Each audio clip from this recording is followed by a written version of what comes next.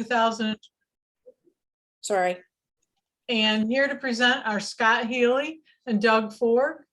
Scott is a CPA and a CGMA, certified public accountant and chartered global management accountant.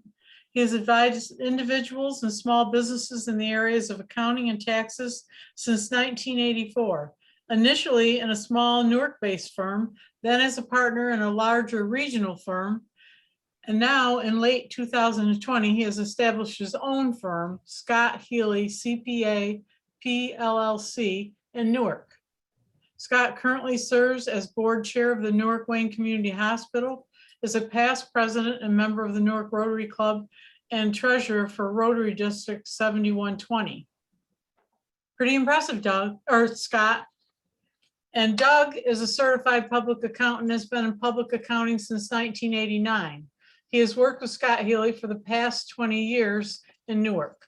Doug is a member of the Newark Rotary and has served on the club's board of directors for 3 years and served as club treasurer for 2 years.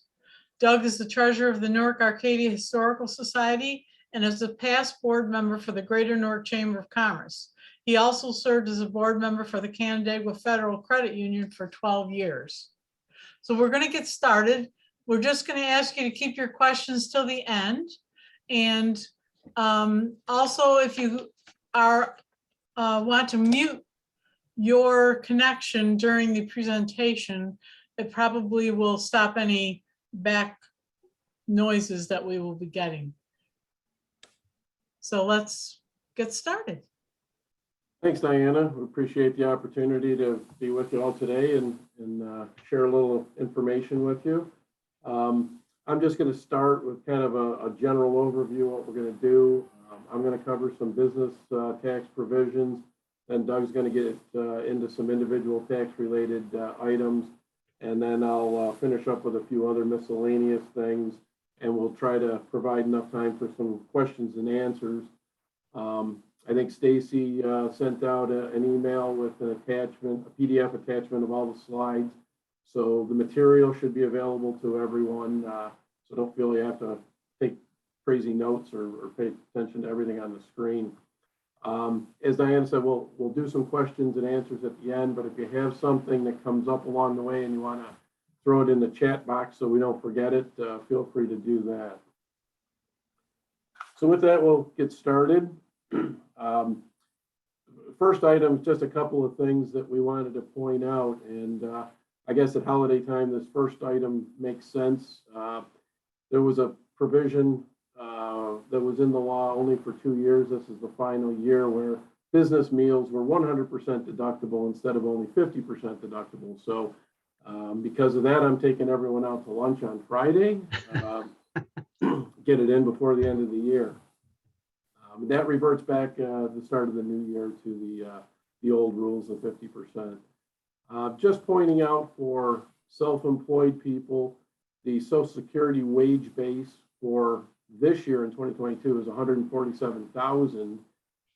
Next year that goes up to $160,200. So you'll see a bit of a recurring theme here. Many of these provisions that are indexed for inflation, because we've had a bit of an inflationary factor on the last couple of years, things are going up by a much greater amount than they typically would in the past. So next up, just a couple of things on depreciation for business owners and business people. The Section 179 expensing option has been around in the law for a long, long time. It has some limitations, but here you just see what the total capital expenditure amount limit is for each year in the next 2 years, and how much you can expense in your business up to the profit of the business. But probably more importantly, there was a provision that was reinstated a number of years ago for bonus depreciation, which functions very similar to the Section 179. It allows 100% expensing in the year in service. And it's been a great benefit for a lot of businesses. It has fewer limitations. It's more widely applicable. But that bonus depreciation option is going to start phasing down over the next several years. So 2022 is the final year that it's a 100% expense. Next year, starting January 1st, it drops to only 80%. So some business folks may find that it's no longer an automatic to just claim bonus. They may have to consider the Section 179 versus the bonus decision as they make those tax decisions when they file. A couple other miscellaneous items just to keep in mind. Retirement plan contributions for tax year 2022. If you have a 401k or a SEP or any other type of retirement plan, generally speaking, the contributions to the plan can be made up until the filing due date of your return, including extensions. So that means you can contribute money after the end of the calendar year and still get a deduction for it in 2022. And if you file an extension, that may take you out into the September, October timeframe for cash flow purposes. So always good to know that you can get a little bit something after the end of the year. Another item that's not really new or different is the qualified business income deduction, or QBID, as we call it. Section 199A in the tax law. That's still in effect. What it allows for is a deduction of up to 20% of the business-related income after a few adjustments. So it was an attempt to make individual tax a little bit more equivalent with the corporate tax rates that were changed a few years ago. So that's just something to keep in mind. It's still available, and it's a big benefit to self-employed and members of partnerships and S corporations. Another item that's probably doesn't get a lot of attention, but if your business, especially through the pandemic, suffered some losses and you have a net operating loss and that loss carries forward, this year there is a limitation to how much of that loss you can use to absorb against your taxable income. So only 80% of your taxable income can be offset by the NOL carry forward. So that means if you have $10,000 of income, and an NOL that's at least $8,000, you could take $8,000 deduction, but you'd still have a $2,000 income that you would still be subject to tax on. So important for planning purposes. This next item really just applies to S corporations, but they are a very common small business form. This requirement came into play a year ago, but there's a new form 7203 that has to accompany all S corporation tax returns, and that reports the shareholder basis. This is kind of like your capital account, but it determines whether shareholders in the S corporation are allowed to deduct losses from the entity or whether they may not be able to currently deduct it and they may be carried over. So now the government is requiring this reporting, and the form is there.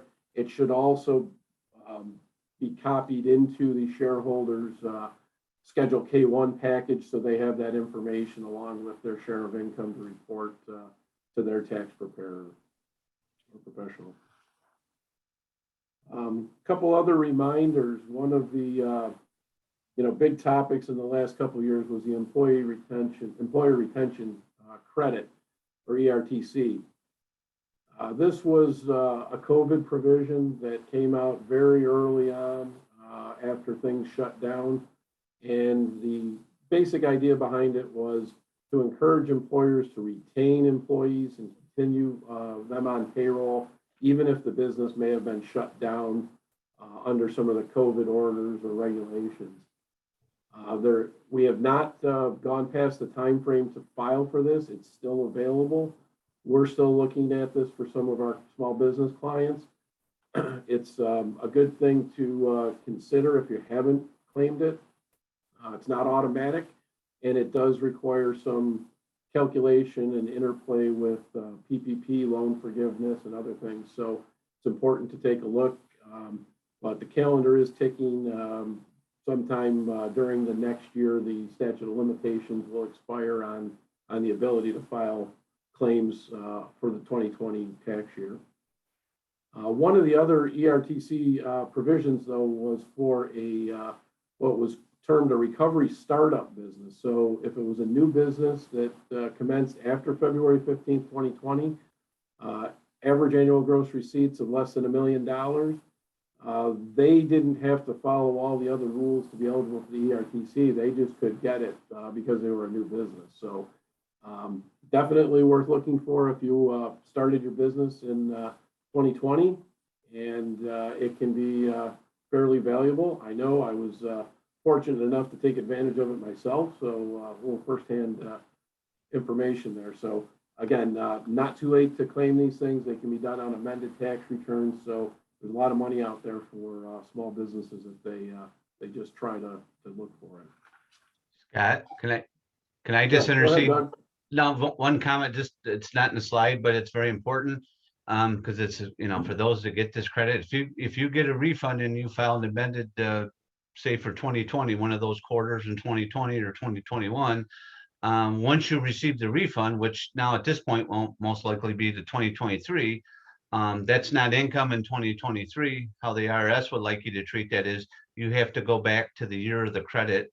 So if it was for 2020 and you're getting a $20,000 ERTC refund, you need to go back to 2020's return and reduce the wages by the amount of the credit. So that would require amending some tax returns for your corporation or pass-through entity, which also could affect individual returns, especially for pass-throughs. So a little more detail than it's just not income once you get the refund. That's just the way the law was written by the government. Thanks, Doug. Nope, no problem. Important to know, and for those that are in pass-through entities, that does complicate it because the entity has to amend, and then the individuals would all amend their tax returns as well. So just a little more complication to the process. This next item probably doesn't have real widespread applicability to a lot of small businesses, but last year there was new reporting obligations introduced related to foreign income reporting. And the IRS announced that they were going to require information. They were very fuzzy with what they wanted and how they wanted it. Then in January, January of 2022, they said, oh no, this applies to everyone. Everyone has to do this. Then they backpedaled before the filing deadline, and kind of put it simply, they're requiring this reporting so that if a shareholder or a partner in a pass-through entity does have to report foreign income from some other source in total, they may need detailed information from any other entity they're a partner or shareholder in. So just good to know that this is out there. It may be an obligation some business reporting may have to do, but there is a kind of a small domestic filing exception that was in place a bit for last year, modified for this year.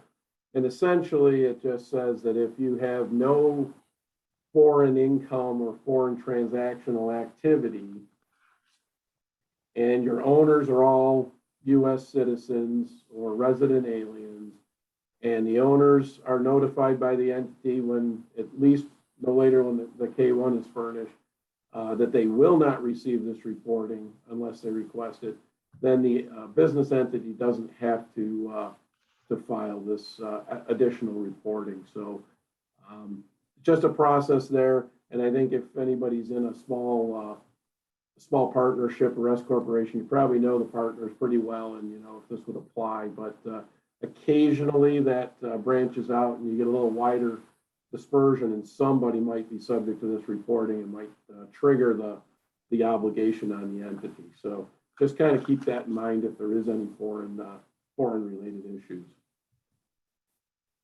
Next, just a couple of items on New York State.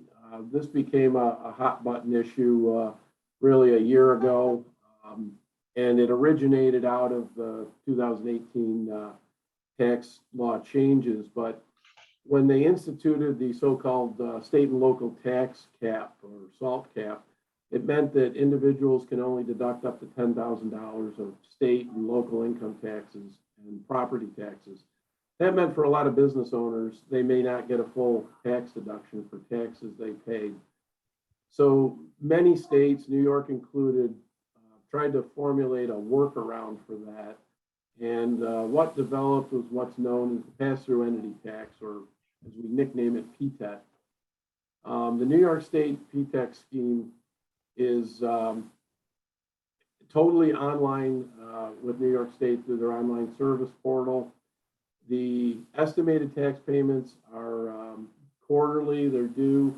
The fourth quarter payment was due December 15th, so that would be considered late if paid at this point, but you can still make payments before the end of the year and make that payment be deductible by doing so. So if you've elected in and you have this, make sure the payments are made before the end of the year. The PTET tax return filing itself, which is very minimal, is also in the online portal. That filing is due March 15th of 2023. And probably more importantly, if you are a small business in a pass-through entity that had not elected into this PTET tax in the past, you have to make an annual election to be included in it. And that election is due by March 15th of 2023. So if you want to participate for the tax year 2023, you have to go online and elect into the process. Once you elect in, you are obligated to file the return and pay whatever tax there is. What this whole scheme, if you will, accomplishes is the entity essentially pays the tax on the business income for the partners' shareholders and remits it to New York State. So it's as if they make their own individual estimated tax payments in a sense. So it would relieve those individuals of making, state tax payments. So it's been very valuable. Typically, if the entity income is probably $50,000 or up, this provides enough savings to offset the administrative hurdles and costs. And certainly for some businesses where the pass-through income is more substantial than that, it can save very significant taxes for the owners. So Doug, I think with that, I'll pass it on to you for some individual tax updates. Okay, thank you, Scott. Yeah, I'm just going to touch on some different areas in the tax law from an individual 1040 filer or New York State 201 filer. From the federal perspective, anybody with young children and so on, they've always, for the last several years, had a child tax credit, which can be up to $2,000 per child. But the stipulation had to be that the child had to be under 17. Once they hit age 17, they would then qualify for $500. And there again, generally, if someone's like 19 to 23, going to college, still live with mom and dad or their parents, guardians, obviously the taxpayer that claims them as their dependent, quote unquote, even though there are no longer dependency exceptions on your federal return, you get a $500 credit on that. The other credit that's been out there for several years, dependent care tax credits, child dependent care.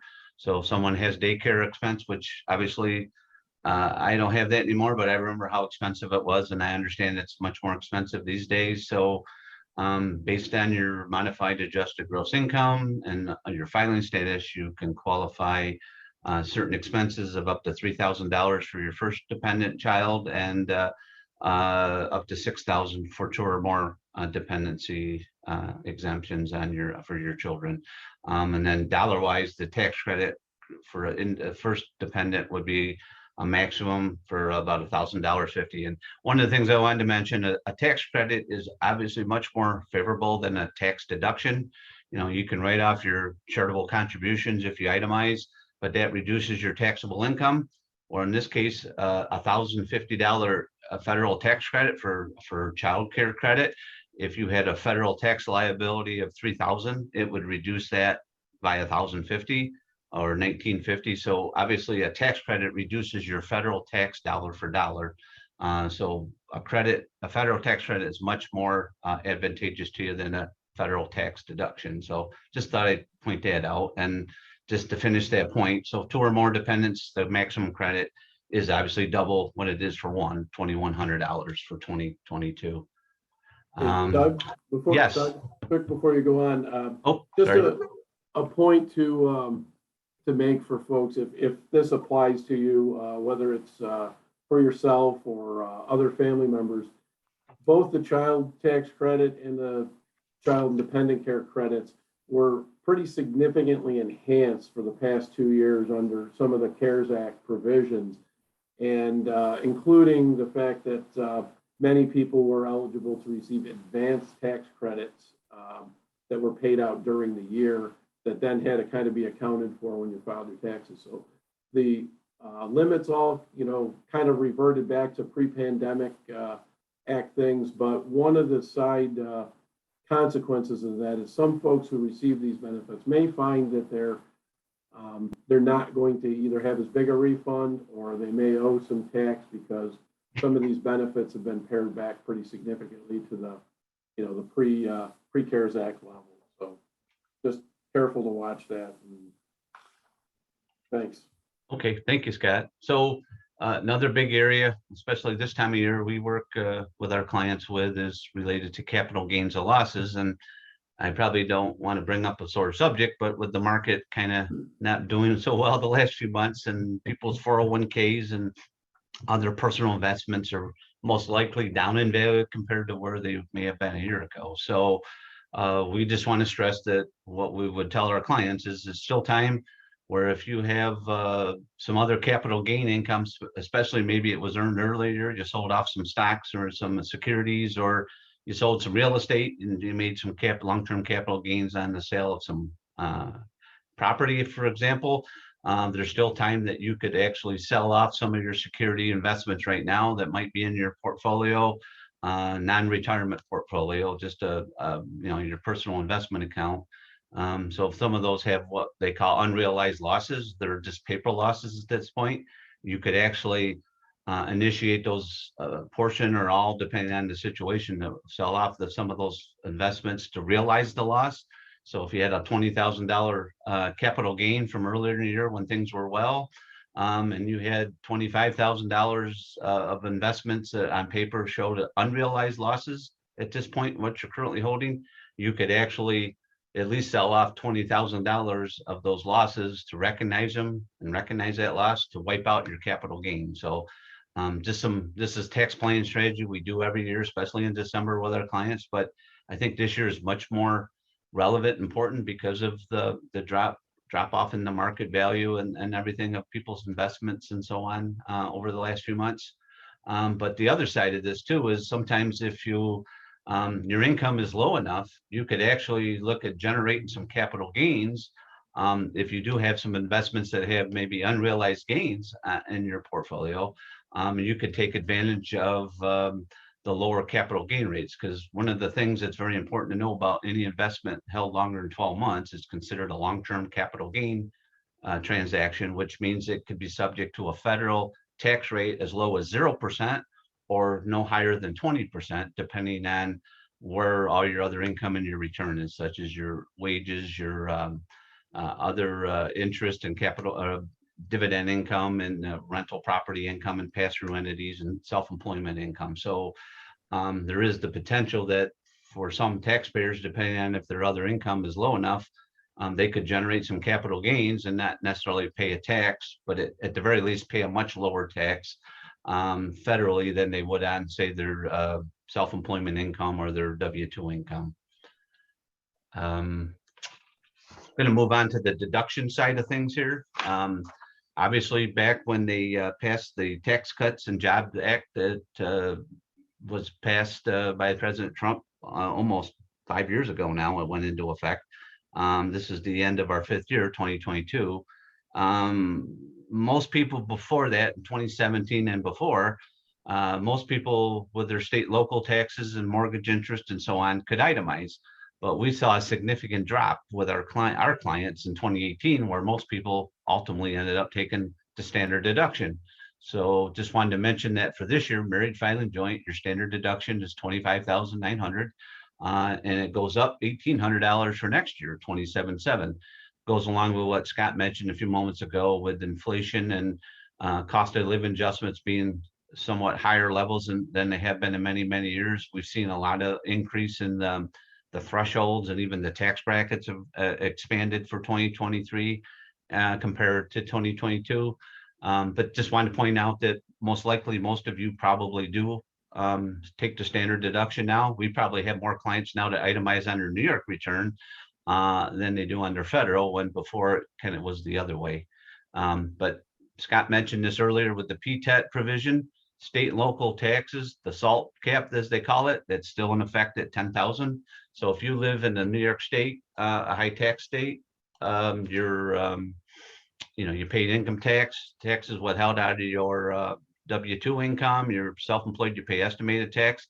And on top of that, you pay your real estate tax, town, county, school tax, village tax, city tax, depending on where you live. That's all capped out at $10,000. So this is probably the one area for living here in New York where most of our clients get hurt. So they could have $15,000 in income tax and property taxes and even on a second home, but they still only can take 10,000 of that. So thus that's most likely why most of our clients probably now take the standard deduction. Just wanted to point out something that's not seen too often, but we've had a few clients this year inquire about it: casualty losses. In order for someone to claim a casualty loss, first and foremost, you have to the loss has to occur in an area that's been declared a federally declared disaster area. My most common point with this is I have a couple clients, they have property in Florida. Met with a client last week that lost the roof and other damage and so on. So obviously what's not covered by insurance reimbursement, there is a provision subject to various limitations that someone could actually take a casualty loss. But most importantly, want to stress, even if they did have enough for that type of a deduction, they still have to itemize. If you take a standard deduction, in other words, you don't have enough of the state and local taxes and other itemized deductions, you're still going to default to your standard, whichever works out to be the larger amount.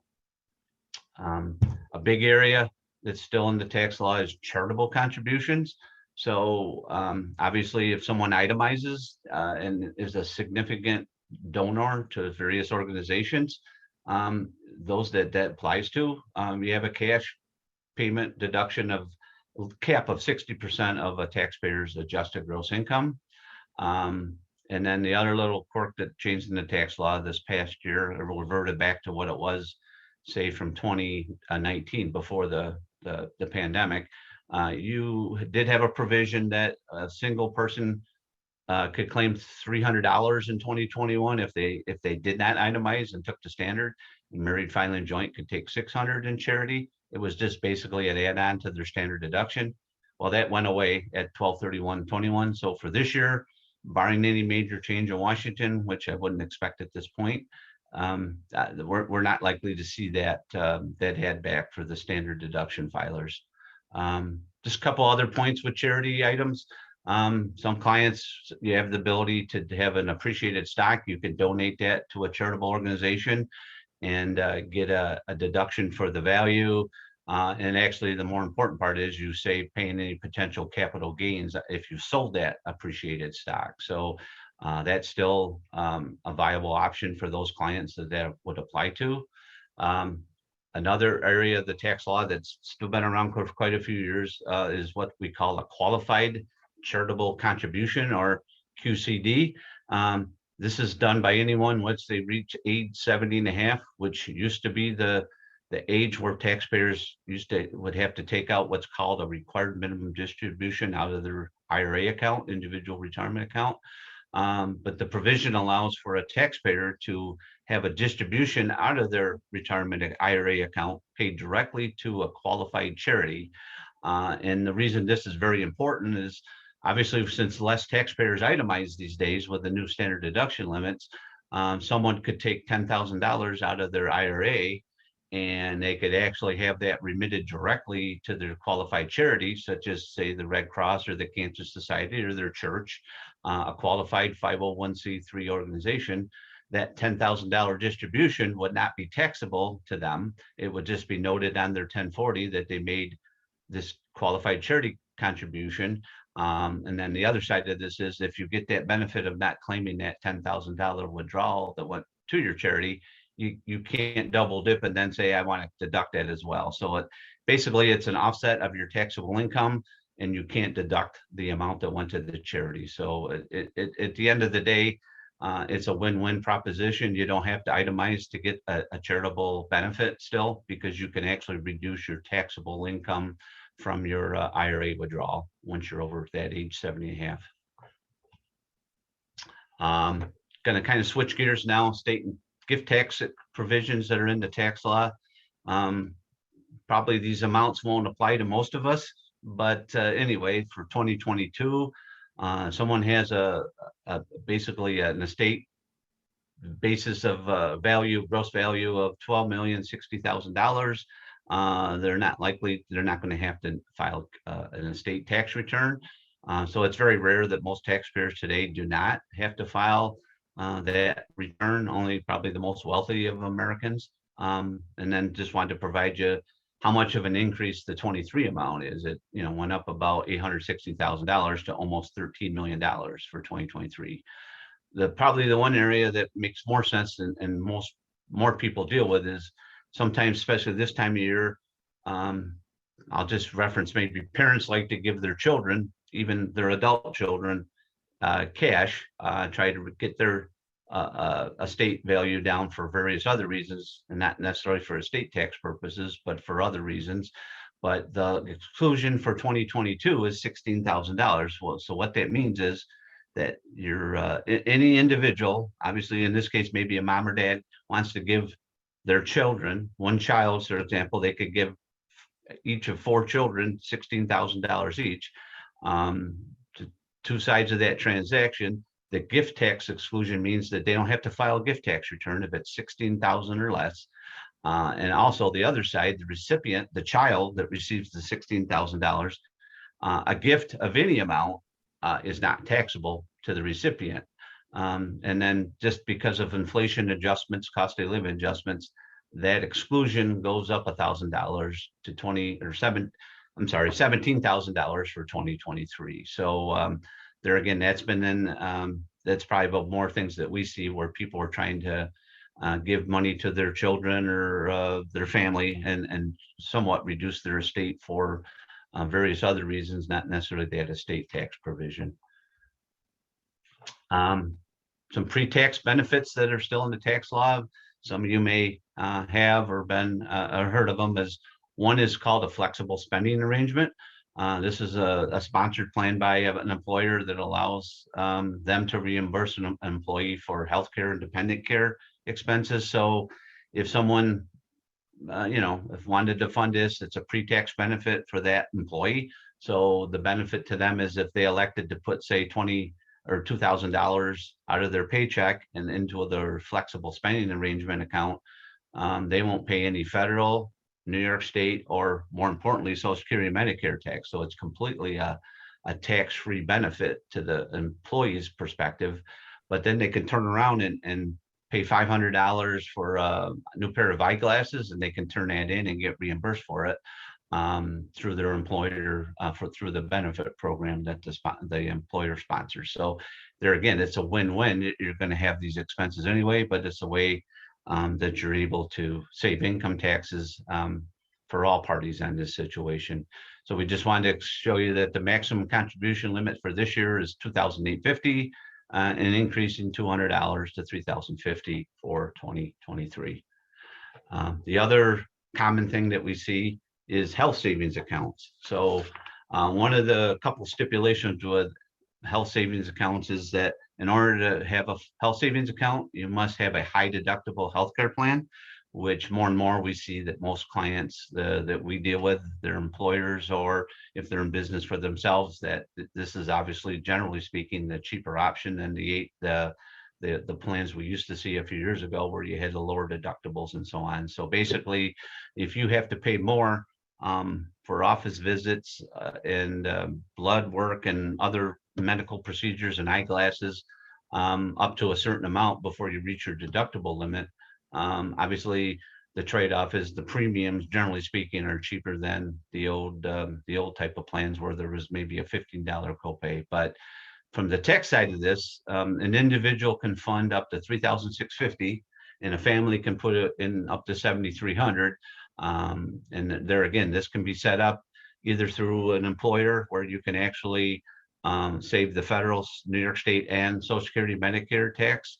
Or if that's not an option through an employer relationship, you can go to the bank and open up an HSA account and make these contributions with post-tax dollars out of your paycheck, so to speak, and you just would file the applicable form to show those deductions. So, and more importantly too, the age 55, you're allowed an extra $1,000 catch-up. Just wanted to note, you can see the increases for 2023 went up a couple $100 on single, individual, and $450 on family, and no change to the catch-up. It's Doug, Yep, sorry. one additional point to mention there is it's the timing for contributing to the HSA is kind of like the retirement account. You have a little cleanup period after the end of the calendar year, so contributions for the year 2022 can still be made to an HSA up until the filing deadline, April 15th or 18th, whatever it is this year. So keep that in mind. But if you try to do that, make sure that you're communicating with the custodian of the account and that it's designated for the 2022 tax year. Good point, Scott. Thank you.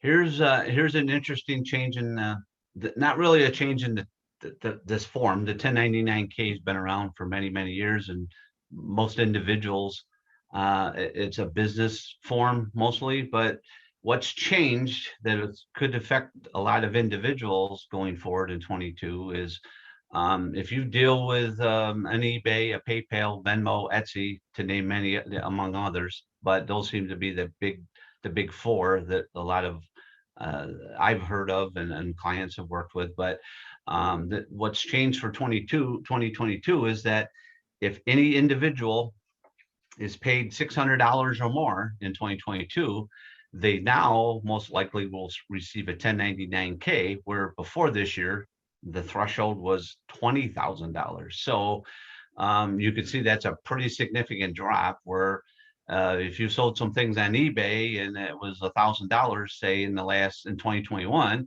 you never got this form. And there again, if it was $1,000 this year, you possibly could. Now there is some provisions that you can report to the eBay that if this was for personal items, there's a box to check and so on. But we're just, part of the uncertainty of this is this 1099-K doesn't really get reported on a 1040 per se, like there's not a line item for it. So if you have a business and it's part of your business income, obviously it would go on your gross receipts line of whether you file a Schedule C for your 1040 or even your business entity return. So even from our side as paid preparers, IRS has really not provided a lot of guidance at this point as to where these 1099-K amounts, if they apply in our business related, where they may be, where they need to be reported so that IRS can find them when they match returns up with what the information is from the payers, such as eBay.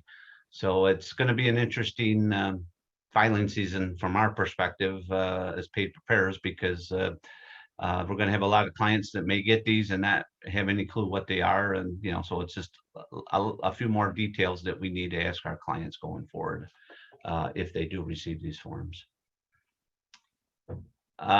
Here's another interesting topic, digital assets and cryptocurrency. So whether any of you have realized this on your Form 1040, there's probably the last 2 or 3 years at least, if not farther back, there's always been some type of question right on probably below your name, address, and so on your 1040.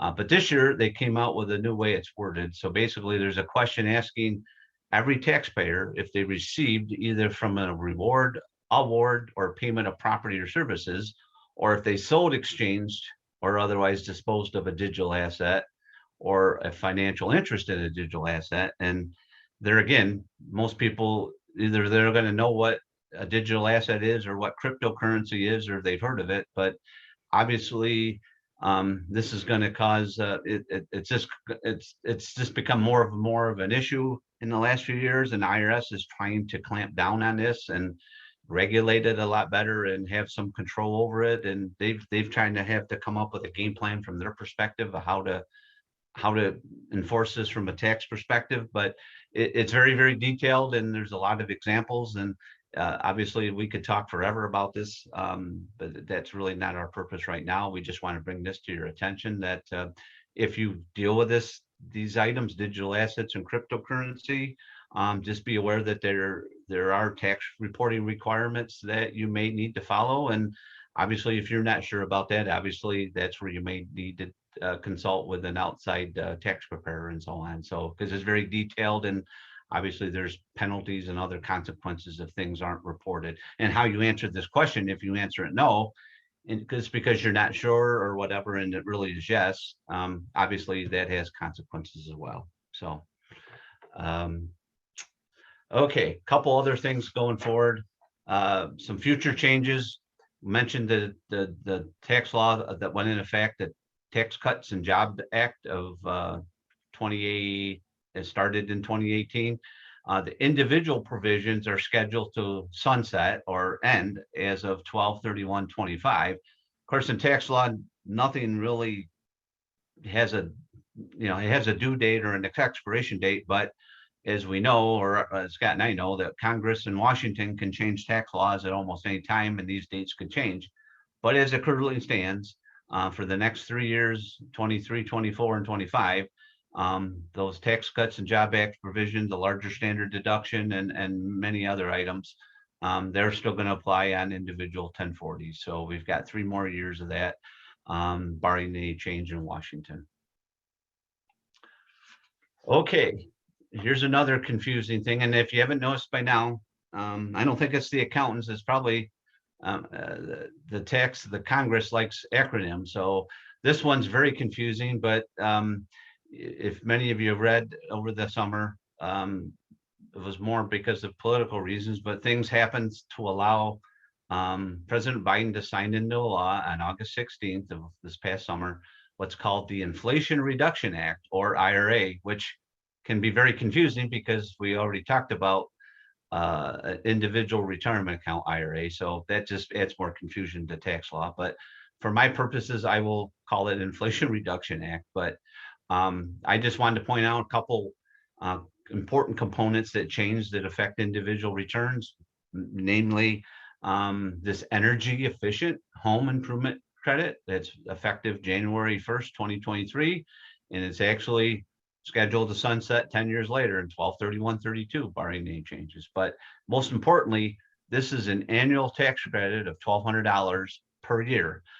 Prior to this, including right now in 2022, there's basically been a lifetime energy home improvement type related credit of $500 that's been around for several years. So we could have a taxpayer that took advantage of this 5 or 6 years ago, and that's it. They used up their $500 and that's it. Well, everybody starts out a new slate starting January 1st, where you can do $1,200 of various expenses. So I just wanted to point out, put new windows in next year. You can take 30% of that cost of the windows at a maximum amount of $600 as a tax credit. The same thing with doors. You could have cost of a new door for you could take 30% of that cost up to $250 for a 1 door credit. More than 1 door, you get a $500 tax credit on 30% of the cost. And the other part is you get a $2,000 federal credit for heat pumps and boilers. That's an aggregate limit. So there again, tax credits. Keep in mind from what I said a little bit ago about child and daycare credits. A tax credit helps reduce your taxable liability dollar for dollar. So if you had $5,000 in federal tax due before any payments or credits, most likely if you did one of these new windows, for example, you could reduce your tax by $600 and $250 for windows. But more importantly, keep in mind that you start over again 1/1/24. It's an annual tax credit. So that's a major change. Not only the threshold being more than double what the old one was, but this annual provision is a great deal for taxpayers, because obviously it starts all over again as each year ends and new year begins for the next 10 years. So a great deal for taxpayers. Another thing we hear a lot about, see the ads on the paper or in the news and the TV, is electric vehicles, and there's plenty of them out there. part of what changed that's major is most of these provisions go into effect on January 1st, 2023. But if someone does still purchase a vehicle after August 16th, they still potentially can get a tax credit for the electric vehicle, but the final assembly has to be done here in North America, which generally means Canada, United States, and Mexico. So that may be the issue, because for the manufacturers, still a lot of these cars may be, the final assembly may be outside of North America. So most likely the taxpayer won't get these credits. But basically the whole point of this deal is it was trying to bring jobs and production back to North America and our country, United States. So they basically crafted this to allow people to claim credits. But as time goes on, more and more of those components have to be made here in North America. So the credit has been a $7,500 maximum. Then there's some certain limitations on that. But where the changes really come in from this act is that before January 1st of 2024, 50% of the components of a battery have to be made here in North America. And then that goes up to 60% for the next 2 years. And then by after 2028, it's 100%. So this is getting phased in over the next 5 or 6 years. So it's there again, it was done obviously to try to generate jobs and manufacturing back here in the United States and North America. So obviously there's some major stipulations that have to be followed. And my next part of this presentation, this is probably going to be a deal breaker for many people going forward, is in order to qualify for these new credits starting in January of 2022, besides what I just mentioned about where the battery and the components are made, there's a limit on the sticker price of the vehicle. So if you pay no more than $80,000 for your new SUV or pickup, you can qualify. However, and then 55,000 cap on other vehicles. But the other cap is related to your income, your adjusted gross income. So married, filing joints, $300,000. So there again, obviously there's 2 caps you have to meet. You have to be under the manufacturer's sticker suggested retail price of those limits. And then your income has to be under these thresholds depending on your filing status. So this is a great deal, but of course there's some major limitations that need to be, obviously not everybody that can afford an electric vehicle with its high cost. They might buy a $90,000 Tesla. That'll put them out of the threshold just because the price limit's already been exceeded. So it's going to apply to some, but it's obviously still got a lot of limitations. I guess the other provision that sort of affects some taxpayers is another acronym. I just kind of learned what this stood for. I knew the concept, but it's called Income Related Monthly Adjustment, or IRMA. So basically, when a taxpayer's modified adjusted gross income were to increase substantially in 1 year, so in 2022, say I had a client sell their land for and make capital gain of $2 million, if they're collecting Social Security and paying for their Medicare premium, I know next year they'll get a letter from Social Security saying, IRS shared your information with us. We see your modified adjusted income, gross income increased substantially. So you're going to pay more for your Medicare premium starting in 2024.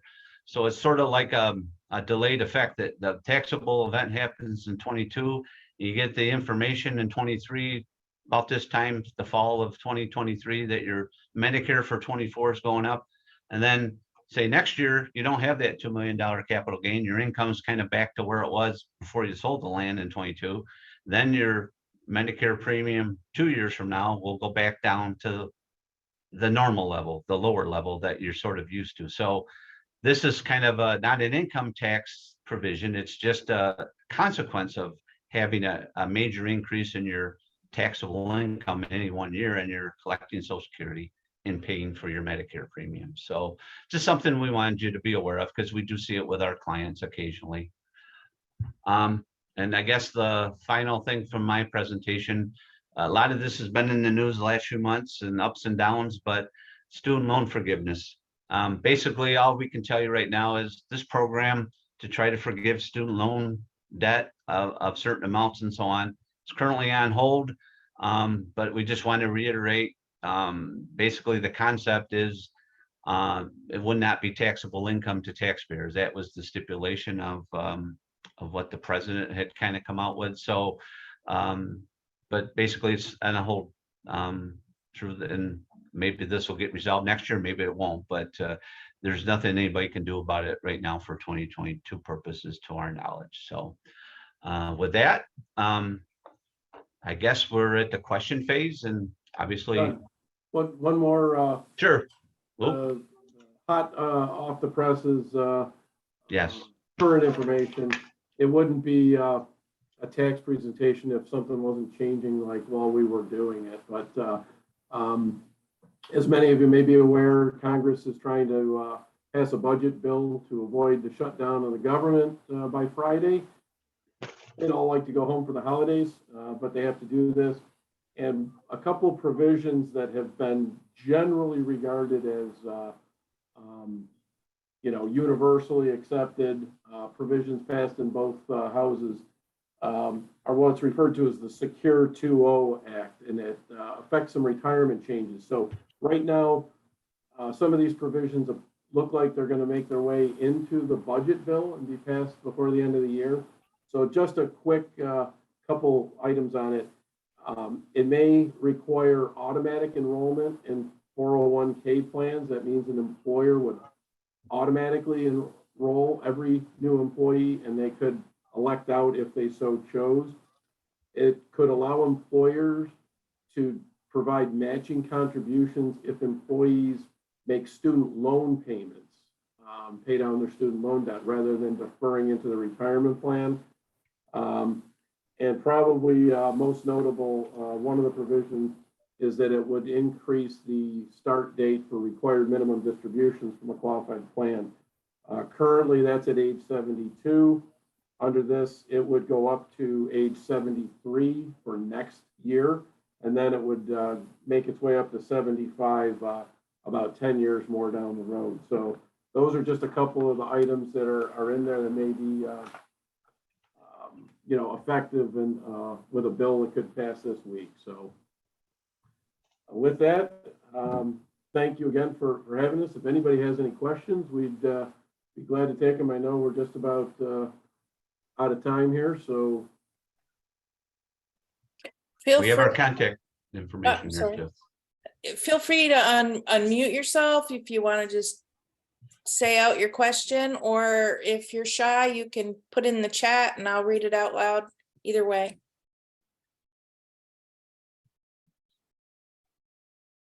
Oh, we put him to sleep, Scott. There's 3 things in chat, Stacy. Oh, yeah, I think I answered that about the roof shingles. Okay. Yeah, it was my question. Yes. So if you've had a new roof done, like a completely new roof with all your shingles and the wood replaced and everything, can that count in the energy efficiency credit? And the answer is yes, but the shingles need to meet certain criteria. Yeah. So if And anybody I'll add to that too, since and keep in mind, if you've already done that roof in 2022, the changes I talked about start 1/1/23, the $1,200 the threshold and so on. The roofs can still qualify with the old credit that's still in effect now, which is still capped at 500. But just caution that if you use that up over the last several years for windows and exterior doors and insulation, obviously that credit could be used up. But the best place to look is on your prior returns. It's a form 5695 where you would have claimed that credit on your past returns if it applies. Thanks. Anyone else have a question? Well, our contact information is up on the screen, so feel free to send us an email or call us. Okay, we will circulate this presentation. It was great. Oh, okay, just a thank you from Ashley. We will send this out to all of our members, and thank you so much. It was a great presentation. My head is spinning. Yeah. where can I take advantage of some of these things? So, thank you so much. You still got a few days, Diana. Oh, Not some of them, some of them. Thanks for having us. Glad we could maybe help someone out with an idea or two. And, happy holidays, Merry Christmas, Happy New Year, and hopefully we'll see some of you in the new year soon. okay, thank you very much. Thanks, Thanks, everyone. all. Thank Happy you. holidays. Same to y'all. Bye.